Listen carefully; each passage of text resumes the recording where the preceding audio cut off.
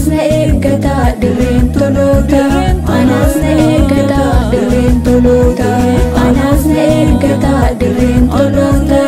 Anas na eeggataa dirreen toloota.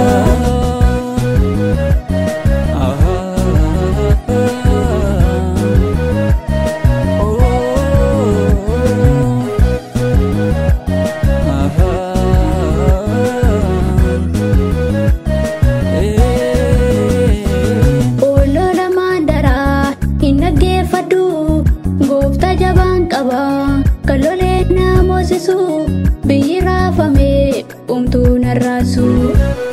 Naaf ta'een argee madda nagaa koo narraa cicciree hidhaa diina koo naan jajadhaa Yesuus Elshadaayi koo. Hin dhufamu waa'een isaa naatti tola waamuun maqaasaa baraan jiraata aangoo mootummaasaa baraan jiraata. Aangoo mootummaasaa baraan jiraata aangoo mootummaasaa. Qabeena naabuu kiyyoon jalloota kaana waliin jiru gooftaa gooftota. Anas na eeggataa dirreen toloota. Qabeena naabuu kiyyoon jalloota kaana waliin jiru gooftaa gooftota. Anas na eeggataa dirreen toloota. Anas na eeggataa dirreen toloota. Anas na eeggataa dirreen toloota.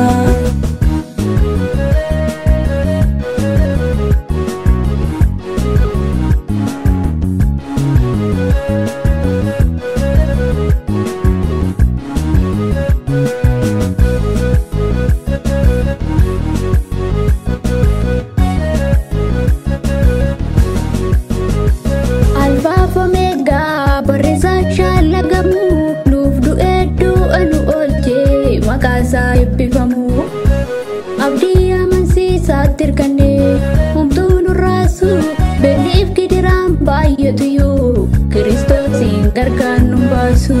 Sanyiin badnetti waamamnee qomoo filatamaa dhiigaan nu bitee Yesuus kan keenya. Keenya mootummaa Waaqayyoo kan keenya. Keenya Yerusaalem haaraan dhaala keenya. Keenya mootummaa Waaqayyoo kan keenya. Keenya Yerusaalem haaraan dhaala keenya. Qabeena naabuu kiyyoon jalloota kaana waliin jiru gooftaa gooftota. Anas na eeggataa dirreen toloota. Qabeena naabuu kiyyoon jalloota kaana waliin jiru gooftaa gooftota. Anas na eeggataa dirreen toloota.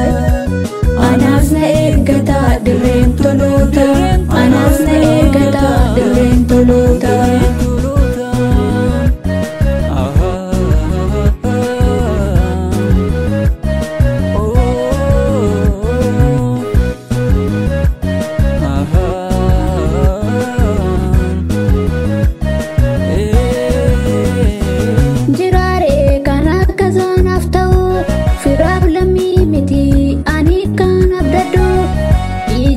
Yesuusiif fannoo keerraan fudhadhu.